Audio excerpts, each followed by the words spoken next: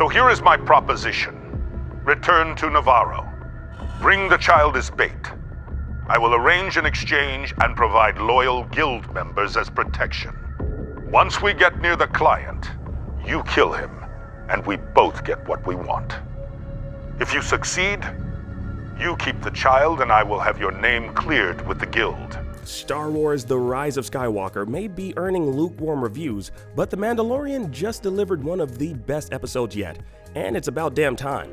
After 3 installments focused on side quests, we're finally returning to the plot threads left dangling since episode 3, when Mando blasts his way out of Navarro with the child in tow, burning bridges with the Bounty Hunters Guild, and putting himself in the crosshairs of the client. While the 3 most recent episodes have had their charms, the extended detour from the show's main storyline has only highlighted how much more gripping The Mandalorian is when it focuses on keeping up the narrative momentum.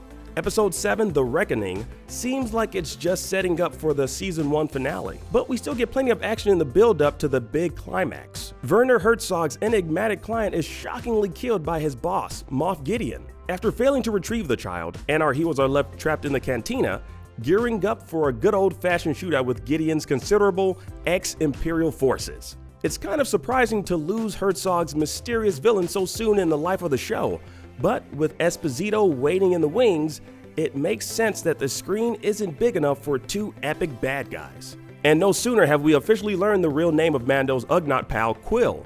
Nick Nolte's character bites the dust while trying to protect Baby Yoda. The decision to flesh out a recurring player just before killing them off is right out of the Walking Dead playbook. But the loss of one of the few characters Mando has come to trust delivers an efficient gut punch that establishes the stakes going into the finale. Unlike some previous episodes, Jon Favreau's script does a good job of delivering information efficiently here, while also offering new insights into our characters. We learn more about Cara Dune's time as a rebel soldier, hear about the many complications of life in a post-Empire galaxy, and see the welcome return of a reprogrammed IG-11, who is now far more interested in serving tea than trying to shoot people, at least for now. It's also fun to see Carl Weathers' Greef Karga resurface after the shootout in episode 3. He's a satisfyingly slippery ally who functions in a similar way to Hondo Ohnaka in the Clone Wars and Star Wars Rebels, or Lando in The Empire Strikes Back. You never quite know if he's going to double-cross you, but he's resourceful enough that you can't help but take his bait. The only downside of the episode is that it's still infuriatingly hinting around the season's biggest mysteries, again reiterating just how much Mando hates droids in case you forgot since episode 6, and characters still speculating about the mysterious origins of Baby Yoda, teasing us with a big reveal that may or may not come in the finale. We do get 2 major demonstrations of the child's epic force powers in episode 7 though. First, when he force chokes Cara after he thinks she's threatening Mando during a friendly arm wrestling match.